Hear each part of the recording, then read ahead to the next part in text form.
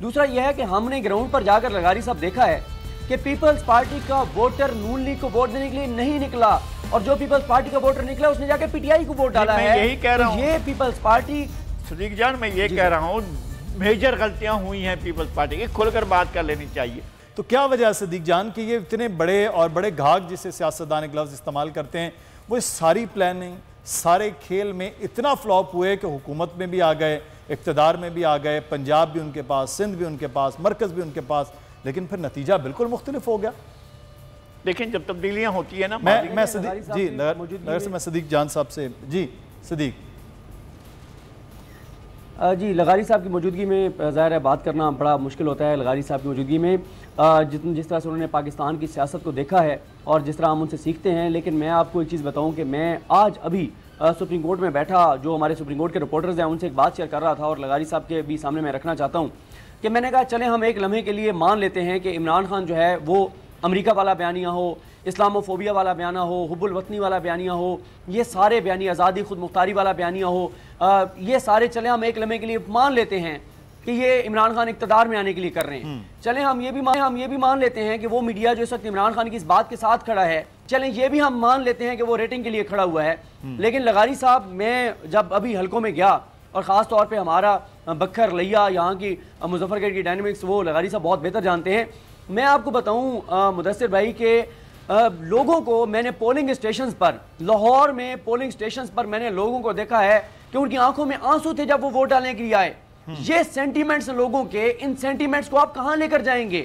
اور جو لغاری صاحب نے بات کی وہ درست ہے کہ دیکھیں نون لیگ نے کیا کیا، آتے ہی انہوں نے جس طرح کا بیانیہ بنایا وہ بیانیہ بنا ہی نہیں سکے۔ آتے انہوں نے کیا کہا کہ عمران خان نے سستا پیٹرول اور ڈیزل دے کر ظلم کیا لوگوں کے ساتھ، عوام کے ساتھ۔ اب وہ لوگوں نے کہا کہ یہ آپ کیا بات کر رہے ہیں کہ وہ پیٹرول سستا دے کر ظلم کر رہا تھا ہمارے ساتھ۔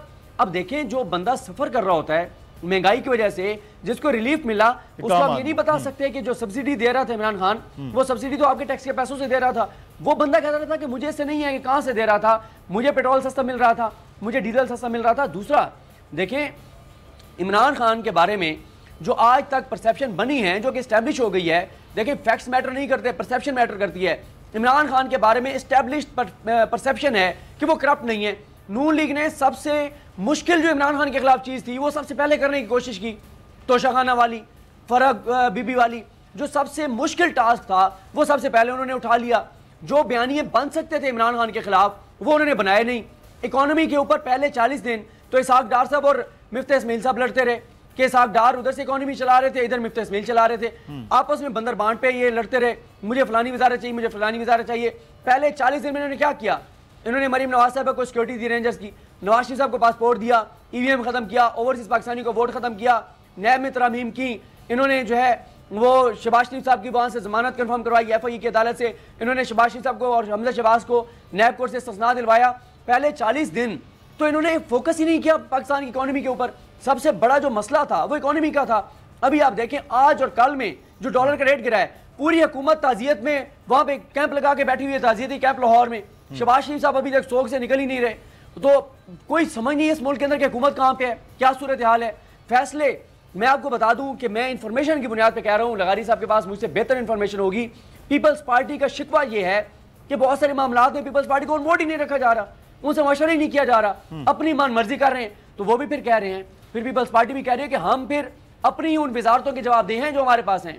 اور میں آپ کو ایک اہم خبر مدثر صاحب دے دوں کہ پی ٹی آئی کے پاس یہاں پر وفاق میں 3 لوگ کنفرم ہو گئے ہیں نون لیگ کے، ان میں سے ایک مخصوص نشست پہ خاتون ہے، 3 لوگ کنفرم ہو گئے ہیں جو ریزائن کرنے کو تیار ہیں۔ کسی بھی وقت اگر پی ٹی آئی چاہے تو شہباز شریف صاحب کی حکومت کو گھر بھیج سکتی ہے، ادھر سے صدر کہیں گے کہ آپ اعتماد کا ووٹ لیں۔ اور آج جو سپریم کورٹ میں بڑی ڈیولپمنٹ ہوئی ہے وہ یہ ہوئی ہے، سپریم کورٹ نے اندیا دے دیا ہے کہ سپریم کورٹ نیب ترمیم کا معاملہ دوبارہ پارلیمنٹ بھیج سکتی ہے، پی ٹی آئی دوبارہ چند دن کے لیے آ سکتی ہے پارلیمنٹ میں۔ اور یہ شاید اس لیے بھی ضروری ہو، پی ٹی آئی ابھی سوچے گی کہ اگر صدر نے اعتماد کا ووٹ لینے کا کہنا ہے ان کو شہباز شریف صاحب کو، تو اس کے لیے تحریک انصاف کا پارلیمنٹ میں ہونا ضروری ہے۔ اس کی وجہ یہ ہے کہ اس وقت پارلیمانی پارٹی جو ہے وہ ان 20-25 لوگوں پر مشتمل ہے جو ابھی پارلیمنٹ میں بیٹھے ہیں پی ٹی آئی کے۔ اگر کل کو صدر کہتے ہیں شہباز شریف کو کہ اعتماد کا ووٹ لیں اور پی ٹی آئی کے منرف اراکین جو پارلیمانی پارٹی ہے وہ فیصلہ کر دیا کہ ہم نے شہباز شریف کے ساتھ کھڑے ہونے تو پھر پی ٹی آئی کیا کر سکتے ہیں؟ کیونکہ آئین کی ریکوائرمنٹ ہے کہ پارلیمانی پارٹی کی ڈائریکشن ضروری ہے، تو اس کے لیے شاید پی ٹی آئی کو دوبارہ جانا پڑے. فیصلہ پی ٹی آئی نے کرنا ہے، اگلی سماعت تک ان کو سوچنے کا ٹائم دیا گیا ہے. تو یہ ایک بڑی ڈیولپمنٹ ہے جو میں نے آپ کے سامنے رکھی ہے. یہ تو بڑا ایک اہم معاملہ ہے. لیکن جو آپ ایک اور بات کر رہے تھے وہ اتحادیوں کے معاملات کے حوالے سے، لغاری صاحب آپ ڈائنامکس کو بھی آپ کے پاس خبر بھی جیسے صدیق کہہ رہے ہیں وہ زیادہ ہوتی ہے.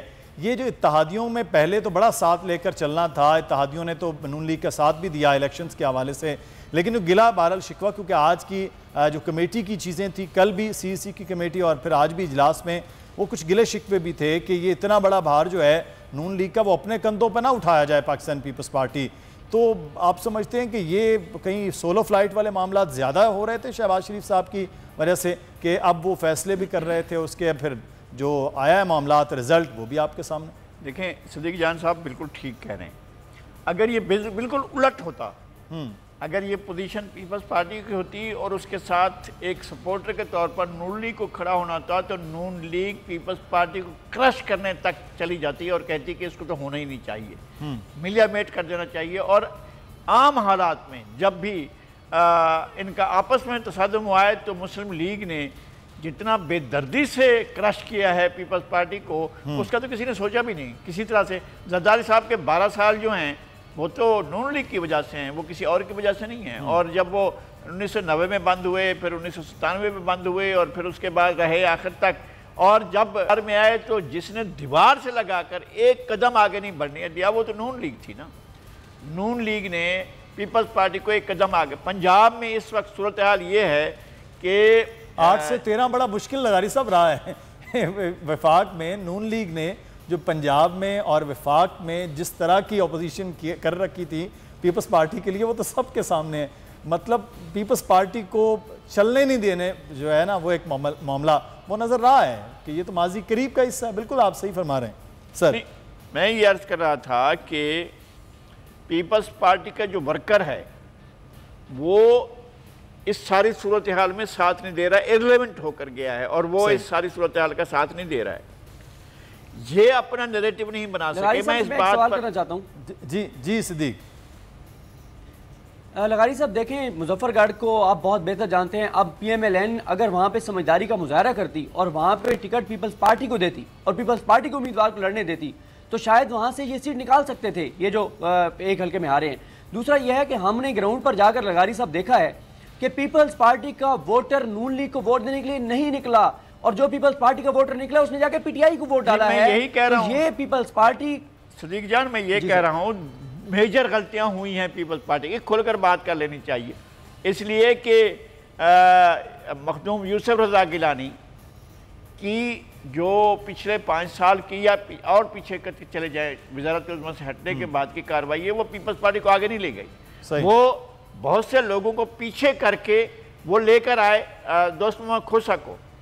دوست محمد کھوسا نے باقاعدہ اپنے بھائی کے لیے کام کیا اور انہیں جتوانے کے لیے پورا زور لگایا انہوں نے. سبسکرائب کریں اور بیل دبائیں تاکہ کوئی خبر رہ نہ جائے.